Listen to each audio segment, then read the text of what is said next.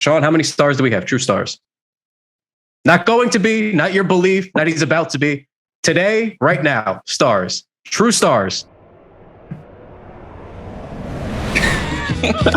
Hey, how about those Knicks? How about those Knicks? Hey, how about those Knicks? Hey, how about those Knicks, huh? Ladies and gentlemen, welcome back to yet another episode of TKW Weekly, episode 3. This week, we discussed in our four quarters, dish a swish on Quentin Grimes starting over Cam Reddish or IQ when healthy, whenever that is. Path to OBI minutes, very frustrating topic. Third quarter, as always, we got into your community questions. And so make sure to tap into the TKW community to get your questions answered on the show. And fourth quarter, we had a game for you. Last man standing. So hope you enjoy. Tune in. All right, so for the first quarter today, we got a little swish or dish. Quentin Grimes finally got it on the board, finally got a starting nod earlier this week, came back from his injury. First game was off the bench, started, finally. We got Evan Fournier out of here. We benched the French. Quentin Grimes took over. Unfortunately, it was short-lived. He did get injured again, so he's going to miss a little bit of time. However, it did show that Tom Thibodeau was looking to go to him when he is healthy. So when healthy, should Quentin Grimes start over Emmanuel Quickley and Cam Reddish? Shaun, I'm going to lob it up to you. I want you to be very conflicted on this one. I am indeed very conflicted. And I think for the first time, I'm going to dish. And it's mainly because I don't know what Grimes being healthy means. I was a big fan of Grimes being a starter. I'm a huge Quentin Grimes fan. I love Quentin Grimes. But I think at some point, especially, with the coach of this team, the further we get into the season, it's going to have to be merit-based. And, Quentin Grimes hasn't played. They were there for training camp. They were there for preseason. They're putting the minutes in on the floor right now. And so I think that right now Cam is in that spot. He played, he looked good out there in that spot yesterday. And he's probably going to continue to look good moving forward. And I think it would be the wrong thing to do for Grimes to come back and Cam to be sent to the bench, for Grimes to be inserted into the starting lineup with, nothing under his belt this season. I got to switch this one. I'm switching. The reason being, I feel like, and I get where you're coming from, Shaun, but I feel like what we saw from Grimes last year and when he has been healthy, because that's what I'm looking at, right? Question posed was when healthy. When Grimes is healthy and we've seen him healthy, I feel like we've seen him compete. He does great things. His shot falls. He's obviously big on defense. And the second part to that is I think that Cam works better with the second unit. I just think that he's going to get more into an offensive rhythm, an offensive flow. And if his defense is going to be top notch, whether he's on the first unit or the second, it's a win-win. I just think that Grimes is better suited, with the first unit. He's got a little bit better chemistry with those guys. We saw them working together a little bit last year, obviously not as a unit itself, but mixed in throughout the process of a game. So I definitely would like to see Grimes in the starting unit, Cam off the bench. I just think the flow of the entire team works better with that setup that way. Yeah, so I'm switching this one pretty easy, just because a couple of reasons, back to Danny's point, when healthy, right? When healthy last year, same situation with Evan Fournier starting and us clamoring for a change. It seemed like he would be the guy. He came in, played good defense. He hit his threes the same way Fournier can hit some threes. It's not anything special. He's a capable shooter, Quentin Grimes, who could play defense and do some other stuff. I do think I lean more with Grimes, and I'm not trying to do like the quick stinks of defense thing. He is better than people give him credit for. Not just that, but he is a good defender.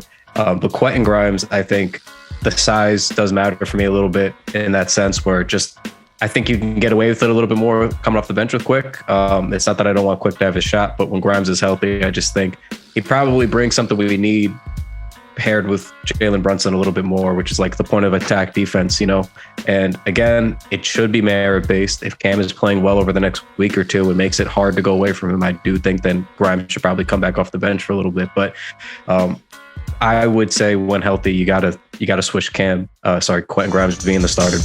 Coming up at the end of the year, right? We know that Obi Toppin is due to either get extended or not. We know that the Knicks have been hesitant to either let him go or even just play him more minutes, right? So he's in this in-between spot that he's been in his entire time he's been in New York Knicks.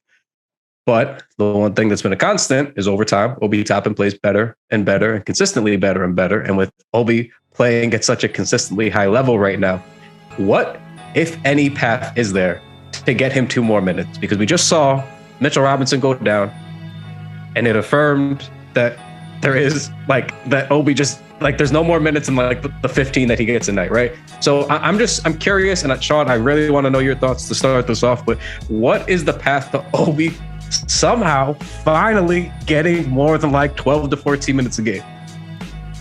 I ask myself this question every single post game, and it seems crazy. And I thought we finally reached that point after the Sixers game. I just don't understand. In the Celtics game, Obi got 15 minutes literally the night after saving Tom Thibodeau's job in the fourth quarter on the road. And that's with Mitchell Robinson being out the entire time. So I don't see what it's going to take, honestly. And I'm getting to a point, in the words of Nipsey Hussle, how long can I stay dedicated? How long till opportunity meets preparation? And Obi has certainly been prepared. He's shooting 50% from 3. What more can you want this guy to do? He's running the floor. He's hitting his shot. He's been our best shooter this season, and yet he still can't crack more than 15 minutes. And I think that the path is, if you're not going to do Obi Randle, especially with Mitch out, which is nuts to me, we saw it. It worked. The Celtics last night had Al Horford missing. They don't have Time Lord. Blake Griffin started at the 5, and then Grant Williams backed him up. So I'm just if you're not going to play Obi at the 5 on that night, when are we going to see it? And if you're not going to play Obi at the 5, then play Obi at the 3. I don't care. I don't know what it's going to take for Obi Toppin to play. But once again, the night after he saved Tom Thibodeau's job to a 76ers team devoid of James Harden and Joel Embiid, almost lost on the road, and Obi came in and scored 14 points in the fourth quarter. He didn't play 15 minutes the very next night. I don't know what he has to do. It's such a shame, because even last night, right, about 7.5 minutes left, we're down 4 points in the fourth quarter. And Obi is big on defense, right? He forced a turnover. He goes down the other end. He's laying it in. You obviously know that his shot has been falling. And then what happens? There was one lapse on defense where the Celtics score. We call a timeout, and Obi gets pulled out. And it's you just killed the momentum. The Celtics are going to come down. They've been shooting lights out all night. So at the first sight of a mistake on our side, you pull out the momentum plug that we have. You're literally pulling the plug on it. And that's what happened, right? Because then from there till about maybe 3 minutes left, the Celtics ran away with it. That's when they pulled away. And so for me, that's what killed the momentum. And it was Obi Toppin that created the momentum, and then Tibbs killing the momentum by pulling him out of the game. I tried to start the season off with a clean slate with Tom Thibodeau, but it's we're 9 games in, and all he's done is just giving me more and more reason to question what he's doing. He's supposed to be this super great defensive-minded coach. These first 9 games, not whatsoever. Complete opposite. So there is no blank slate with Tom Thibodeau. There was only the same slate that Tom Thibodeau has only had. Yeah, he took that slate and he what's that when you stencil above it and it's underneath you're just copying it on top? That's literally what he just did. I got a clean slate, but I'm just going to copy exactly what I did last year. So you're just killing your blank slate. It's not a blank slate. How is Obi Toppin getting more minutes? There right now is no path for Obi to get more minutes with Tom Thibodeau at the helm. There is no path for Obi Toppin. He's not viewed any other way than as a backup power forward on this team. That's it. It's the only way Tom Thibodeau views him. There's no, what could he do as a starting forward? What could he do as a starting center? What about as a starting big without a position? There's no thinking like this with Tom Thibodeau. None. And you could see it. It makes no sense. Even in nights like last night where he should be easily getting 20 minutes a game and you can't find 5 more minutes to give him where you're missing your starting center. It's nuts to me that he gets pigeonholed in a way that I see so few players get pigeonholed in the NBA today. So I think he's out of here. This is kind of why I was pro trade all summer, was less about I don't believe in young player X, Y, or Z. You can't just publicly as a franchise preach you're going to lean in or make these guys the images for the season ticket holders and all your press and media entering the year, this youth movement, whatever, and then one of the most exciting players you have, you just refuse to give, really it's a refusal to give him minutes, right? So there's no path for him. There's none. There's no path. Okay, they can extend him. People, I know we picked up the option. People were happy, right? He's still going to be due for an extension. Emmanuel Quickley's due for extension. Why would these guys want to sign on to play such marginal roles. Maybe they are happy here. They're team players, whatever. Okay, we'll find out. But I'd like to think for especially an older prospect such as Obi Toppin, he's going to want to get playing time at one point in his NBA career before he's 30 years old, especially when he's playing good basketball. So why can't he play it here? I think Duncan is ass. All right, I'm going to double down and hopefully Starbucks sees this and they understand my fight. Yeah, look, spare me that America runs on Duncan bullshit. It is gross. It tastes like it's hot water with a weird aftertaste. I don't even know how to describe it. It's not bitter. I don't know what it is. Whatever. That's how you know they're not using real coffee. It's like some flavor aftertaste that you taste in your coffee. That's not real. So fuck Duncan first and foremost. It's not real coffee. Yeah, you got to be a big coffee drinker to like be into Starbucks. You know what I mean? Because it's a bold taste. You know what I mean? Or just a coffee drinker. Because I would say you're probably not a real coffee drinker if you have to depend on Duncan. That's like you never got out of the freshman year of high school intro to coffee. Like that's what Duncan is. Like you've been stuck on caramel macchiatos for 13 years, and it's time you grew up. All right, so we got a tweet here from Nickinator, and he says, I have mixed feelings about this having a star agenda. Personally, I prefer 5 guys on the floor that are fundamentally sound on both sides of the ball. I lived through Patrick Ewing and Carmelo Anthony. And it's the star league. You need at least 1 star, so it shouldn't be mixed feelings, period. You should want a star. How many stars do we have, Danny? 0. 0 true stars. Shaun, how many stars do we have? True stars. Not going to be, not your belief, not he's about to be. Today, right now, stars. True stars. 0 because you're having to think about it. 0. You have to. 0. I know it's tough. I know you don't want to, but you have. I don't even like. I think that RJ is on his way to being a star. But I won't call him a star, especially not with this start. But I think RJ is very close to the star. But I think that Jalen Brunson is very possibly a star. I mean, how many guys have a 40-point playoff game under the belts? Very possibly a star. Right now, is he a star? Today. That's the only reason November 6th, Sunday, November 6th, 11 a.m. as we record this, is Jalen Brunson a star? This isn't even me trying to be slanderous.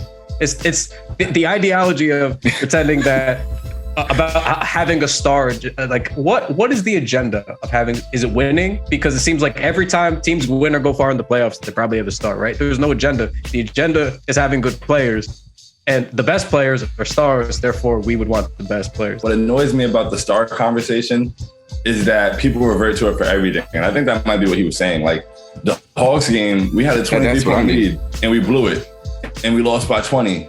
And then people in my mentions like, oh, we don't have a star. It's never going to change. Well, like, we didn't lose a 23-point lead because we don't have a star.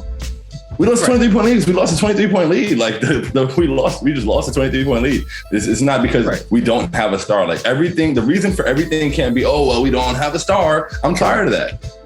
Correct. Sure. I've been saying that all morning, man. It's funny that you mentioned that because I had a conversation like that this morning. You shouldn't need to have a star to be competitive and be able to play, right? Like, I don't feel that we need a star right now to be competitive. People listing all the teams in Eastern Conference that are better than us. First of all, some of them are debatable at this moment because the season just started. You can't say anything definitively just yet. It's not always about having a star. It's about having the 10 guys that you're going to have in rotation being on the same page consistently. Yeah, man. Focus. Having a star doesn't stop a team from scoring. Having a star doesn't stop a team from dropping 27 threes on your head. I'm sorry. That's not a problem. No, I agree with you guys entirely. But at the end of the day, like, you do need a star, whether it develops here or you go and get them. Like, you just got to have them. You're never going to win in this league without stars. So it's not like some bad agenda. That's the key. You gotta figure it out. Like, okay, I gave these rookies, these young players 3-4 years. They didn't figure it out. Now what? Right. Now you got to pivot. So that's all that it is. This whole, like, it's always like two extremes. It's always like we got to either get the stars or then it's like we got to avoid them like the plague. And I never get to avoid them like the plague. I'm always going to be like, all right, man, if you go and get a talented player and it doesn't work out, like, I feel like you mostly did your job as a team, right? Like, we got one of the best available. It didn't work out. We had a couple early exits, whatever. It stinks. And also, everybody always reverts back to the Carmelo thing. This is too long. I know things are going to get cut out of this. I don't even know where I was going to put this, but everybody goes back to the Carmelo thing and acts like, oh, I lived through the Carmelo era and I saw what just focusing on buckets gets you. Do you remember that our best season, we were a top 5 defensive team? Do we remember that? Do we remember Defensive Player of the Year, Tyson Chandler? Do we remember that? Do we remember good defense from Iman Shumpert? Do we remember that? Do you remember Sixth Man of the Year, J.R. Smith? Do you remember that? Do you want to know why J.R. Smith came? Do you want to know why Tyson Chandler came? Because you got a first star. And then after you got the first star, the other guys came. And actually, before Carmelo, Amari, who we all in hindsight, Amari's the hindsight king with Knicks fan talk, okay? 100%. Amari was the whole reason Carmelo came, which was the whole reason the other guys came, which is the whole reason we had any success to begin with. So although we should have, in hindsight, made different decisions with Amari, right? There's a reason we got all this talent out of nowhere. And what does it come back to, guys? Getting a star player in some fashion. Even the one with the busted up knees on a guaranteed contract in 2010 free agency leads you to a Carmelo Anthony, who leads you to a defensive player of the year and a top defense, actually. So it's very, very funny to me when I hear how these things get discussed, because then everybody always ignores the point that we get to is it's team management, man. A star player does not kill your team because they get buckets. That's not what happens. A team kills the era by trading for Andrea Bargnani for no reason, which then nukes your defense, also nukes your offense, and you go from winning 50-something games to high 30s. That's how you ruin star players. It's mismanagement more than it's just, well, the buckets worked one year and not the next. I don't know what I'm watching. I don't know how to watch basketball. That's what I feel like I hear a lot when I'm talking with fans. Like, just use your brain. Like, we all lived through it. We all lived through the era, right? What actually happened? Like, let's talk about what actually happened. That's all that I get frustrated. Right. Carmelo didn't trade Bargnani. Carmelo didn't pick up Chauncey Billups' option to amnesty him 3 days later. Like, into the fourth quarter, boys. Crunch time now. We got a game for you guys. Our producer for this show, Ryan Gray, loves games, so he came up with a special one for TKW Weekly to kick off some of these segments we'll do with them. So the first one we have for you this week is called Last Man Standing. And the question or topic for it is going to be Knicks with a career average of at or over 16 points per game. Basically, we're just going to have to keep this flowing until we get it wrong, basically, and thusly are eliminated. But we'll go one by one here and just name Knicks that have exceeded that points threshold. And everybody knows I love buckets, so this is the game for me. All right, so I'll kick it off, boys. Carmelo Anthony. Easy. Correct. Carmelo Anthony, I like that one. I'm gonna go Walt Clyde Frazier. Correct. I'm gonna go Bernard King. Yes. I'm gonna go with Patrick Ewing. Yes. All right. I'll say KP Porzingis. Yes. I'm gonna go with Al Harrington. Yes, and a great pull. Ooh. Stephon Marbury. Correct.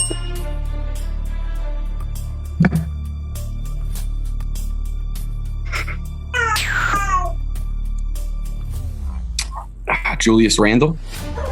Just to throw something out there. Yes, number 5 all time. Well, this franchise has to do better. I'm gonna go RJ Barrett. Correct. Oh, there's a little bit of a pause there. Scared me. What to say? Oh. J.R. Smith. You've been eliminated. What? He didn't have over 16 for his Knicks career? That Give me a second, hold on. 18.5 year was his high here. Yeah, but what was the second year? He has a career average as a Knick of 15.1 points per game. Close. It feels illegal. Do you have any parting words? Do you a send off? Okay, no. So Danny. It's done. I love H2O. I'm going Allen Houston. Correct. I'm gonna go to Charles Freewell. Correct. I'm unmuting. My bad. I'm not taking too long. John Starks. I don't know why I said that. I should have said it. That is incorrect. I saw Willis Reed, and I don't know why I said that. The sixth man with a kiss of death. Do you want to keep going or? My next one was gonna be Jamal Crawford. Correct. A definitive win. Go. I can't believe J.R. Smith of all the bucket getters on this list, J.R. Smith is who crossed me. I'm dismayed that he was under 16. I'm just pissed because like I know I had to focus on old timers, you know what I'm saying? And so like I got like all these names in my head, like Willis Reed, like Dollar Bill, you know what I'm saying? And then I say freaking, who did I say? Like to John Starks. That was, come on. You said it. I was like, wow. Oh, that's where you're going with this. Man, I got the baby over here. Freaking, it's no good. That's my fault. Man, congrats, Shaun, winning the first game of the season, bro. Thank you. First belt in TKW Weekly history. We like it.